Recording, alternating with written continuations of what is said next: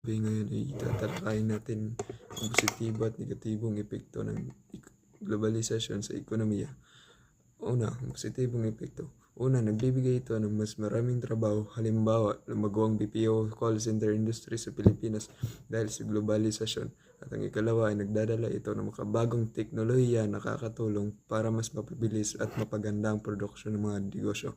At ang ikatlo ay mas mura at mas accessible ang mga produkto dahil bukas ang merkado.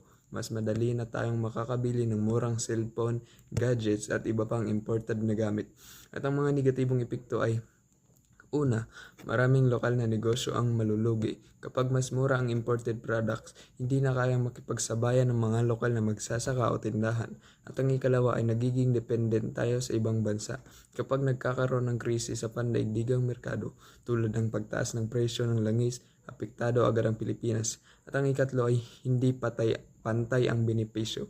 Malaking kumpanya at mayayaman lang ang madalas nakikinabang habang nahihirapan ang maliliit na negosyante at manggagawa.